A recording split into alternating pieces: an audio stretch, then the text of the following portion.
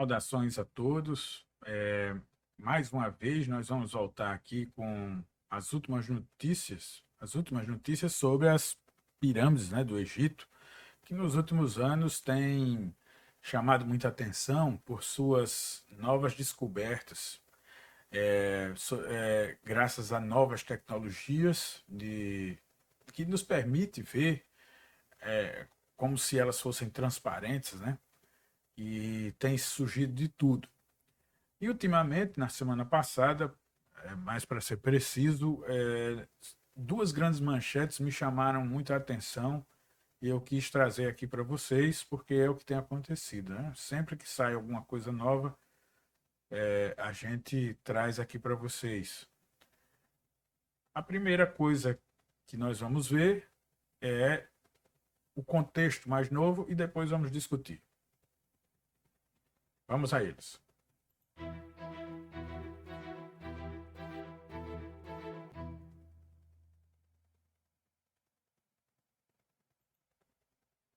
Pois bem, a primeira grande notícia que eu vi na, nos últimos dias, nas últimas semanas, foi essa notícia aqui do dia 19/11/2025, no qual se falou que as pirâmides do Egito estavam mais transparentes aos olhos dos pesquisadores, graças a algumas novas técnicas e até mesmo a um robô, né, ter achado um corredor oculto que iria mudar um pouco a história das construções das pirâmides. Então, esse robô ele foi colocado em áreas que já se suspeitavam, porque nós já tínhamos, desde a década de 80, fotos de várias expedições de pedras com locais de se agarrar e puxar, mas nunca tinha, não cabia um ser humano ali. Então, por muito tempo, até o próprio Egito não permitiu se perfurar ou danificar as pirâmides. E aí, com as novas técnicas de ver através das pedras, das rochas que a constituem, sem que seja preciso necessariamente destruí-las, aí a gente começou a pesquisar áreas que ainda estavam ocultas. E foi justamente um espaço oculto desse, né, que vinha sendo aí pesquisado na Grande Pirâmide de Kelps. Kelps, eu sempre lembro, é o nome grego do rei que em Egito se chamava Khufu. Então, eles pegaram essa questão aí de usando a robótica e até outras tecnologias mais avançadas, que a gente vai falar um pouco delas aqui, e tiveram acesso a áreas que antes não se tinha e que estavam lá há mais de 4.000 anos, ou mais do que isso para os pesquisadores do realismo fantástico. Então, o que é que foi encontrado ali por dentro? Bom, eles utilizaram uma termografia e, vendo as variações de temperatura das rochas, se descobriu espaços ocultos ali, ocos. E aí também se utilizou uma técnica de escaneamento de 3D e o que foi chamado de radiografia por muons. E aí eles localizaram um novo corredor oculto de 30 metros que estava totalmente velado de quando a pirâmide teria sido construída.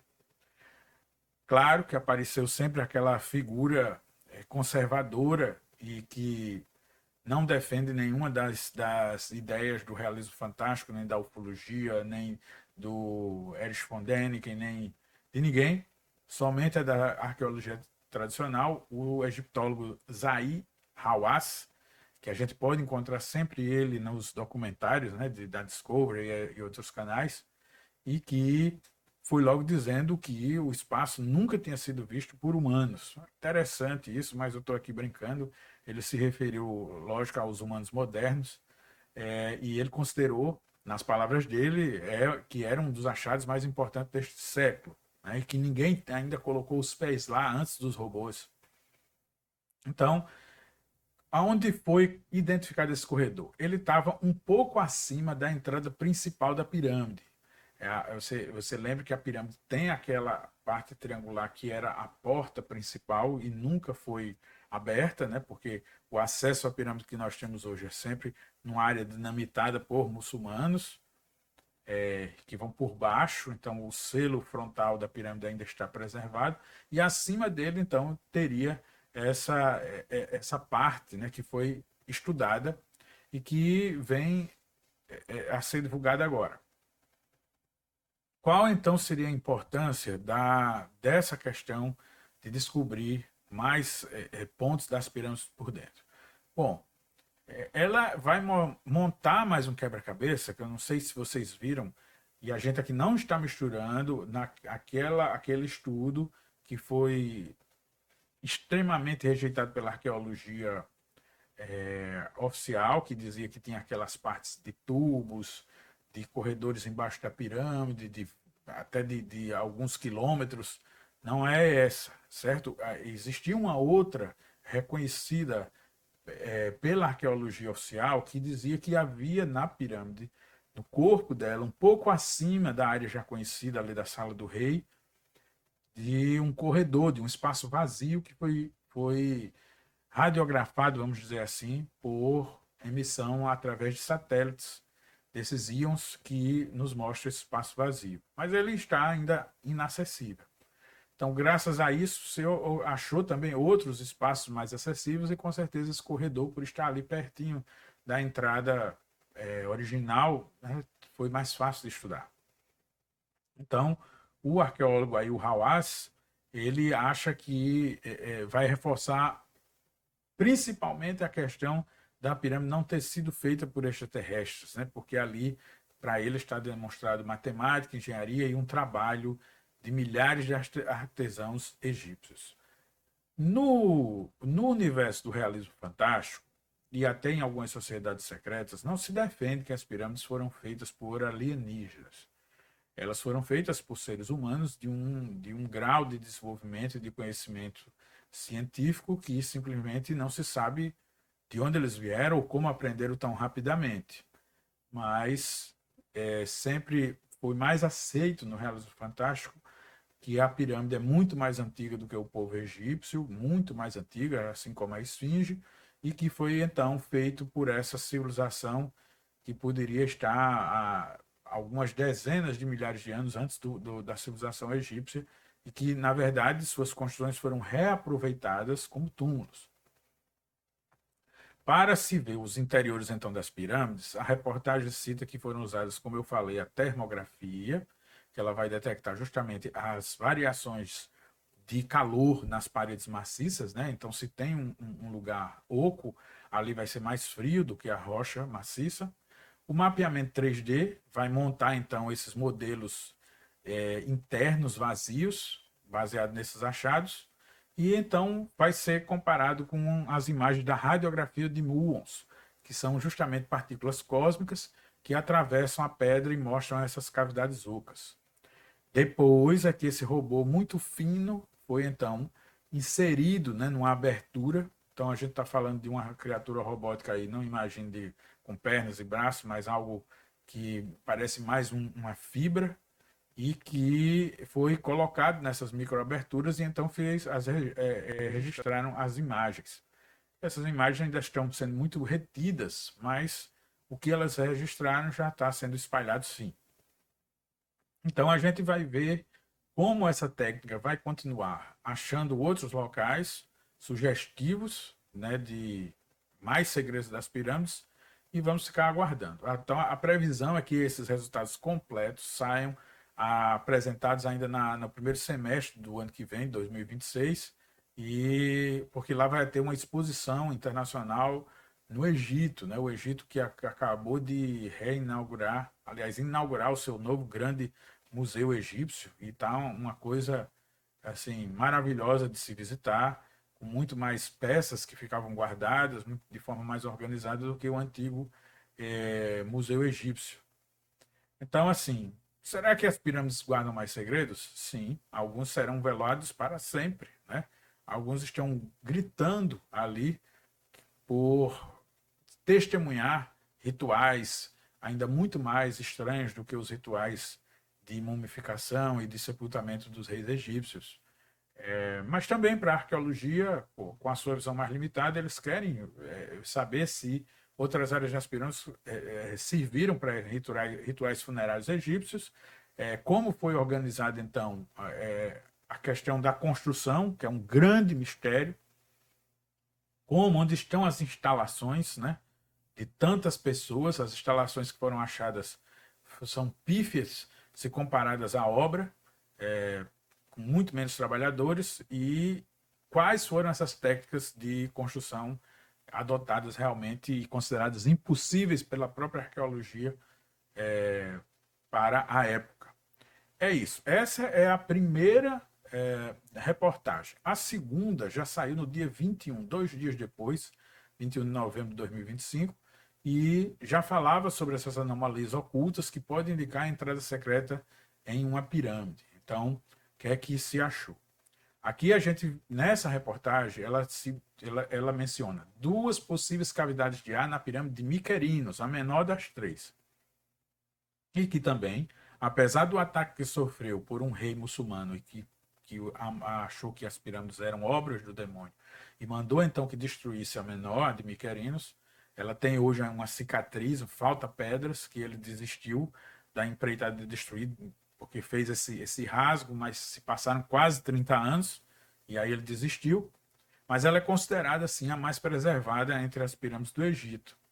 Então, eles também estudam ela.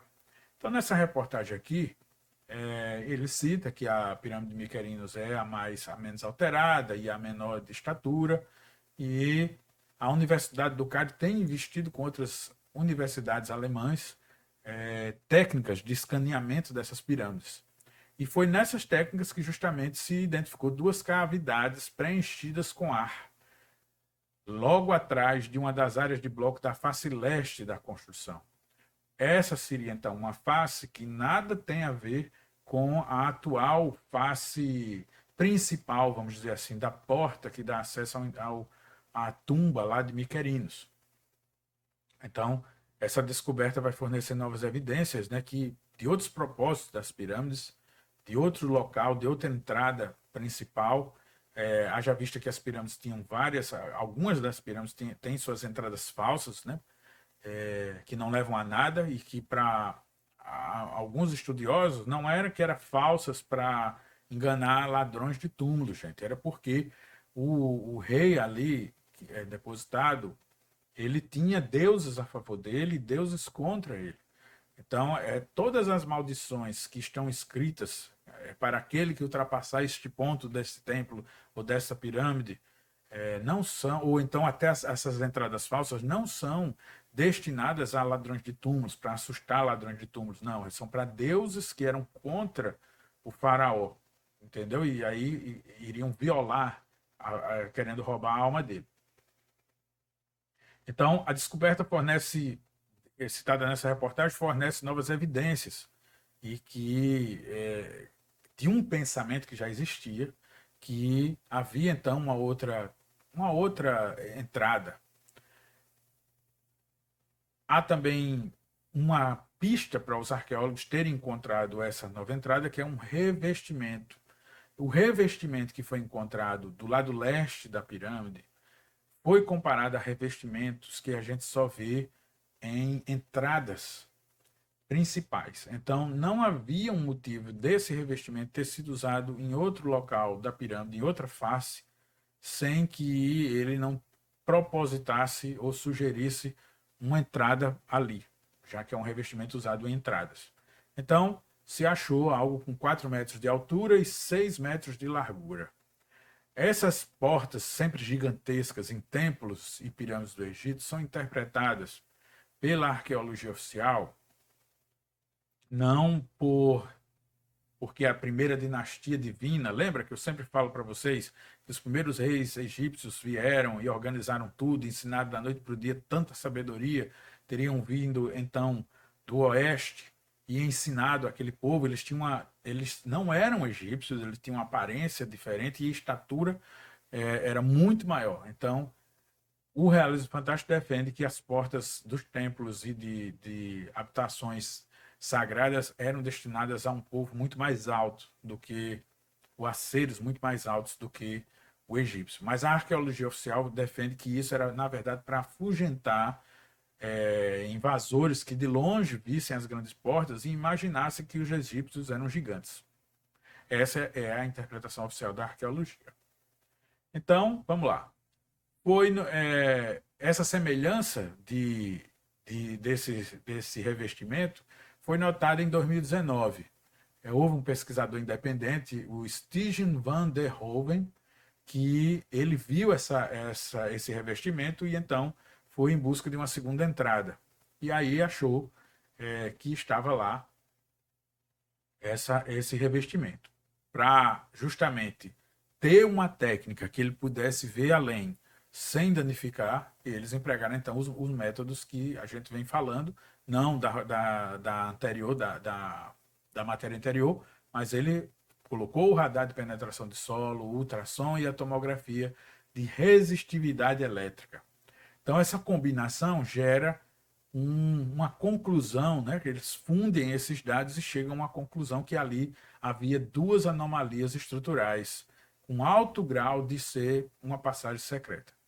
Então, esses dados foram mais explorados, então se viu algo que ali tinham cavidades de 1,4 metros e que estavam atrás dessa fachada externa. Então, a primeira anomalia, a primeira cavidade foi denominada no artigo como A1, e essa media 1 metro de altura por 1,5 metros de largura. Enquanto a segunda, a outra anomalia A2, teria dimensões de 0,9 a 0,7 metros. E isso foi publicado na revista de engenharia NDT IE International. Ainda se falou sobre essa metodologia de teste, né?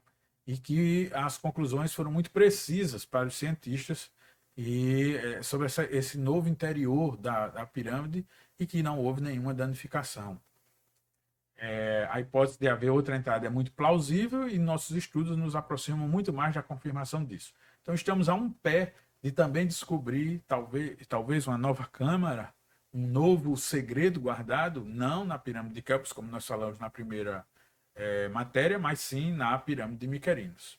Então, vamos ver aí como é que isso vai ficar. É uma equipe já conhecida, né, que já vinha também pesquisando com esses scans a pirâmide de Kéops, e as pirâmides ainda guardam muitos segredos, né? A própria, apesar de ser a menor, não pode ficar de fora dessas pesquisas. E a gente espera que conclusões vai se chegar a isso. Achamos que cada conclusão dessa vai aproximar que o pensamento do realismo fantástico, que essas grandes estruturas foram construídas por alguém que já sabia fazê-las nas primeiras tentativas e que os egípcios apenas se reaproveitaram esses templos e aprenderam a fazer os seus próprios, né? Porque há pirâmides de menor qualidade, algumas totalmente destruídas, e que outras que também apresentaram falhas e que ficaram deformadas nos seus ângulos, mas que justamente essas são majestosas e perfeitas, sendo talvez testemunha de uma civilização ainda mais antiga e que, portanto, mais sábia. Bom, são notícias novas para vocês verem que a coisa não para todo aquele investigador do improvável. Continuem aí, vocês podem buscar os artigos pelo que a gente citou e ver o que está aparecendo. Também nós temos coisas novas surgindo ali na Turquia, né, de Göbekli Tepe e de outras grandes regiões que testemunharam a presença, né, de sábios misteriosos. Espero que tenham gostado e nos veremos no nosso próximo vídeo sobre uma notícia ou sobre qualquer outro tema que vocês venham a sugerir ou que a gente escolha aqui para trazer para vocês. Um grande abraço a todos.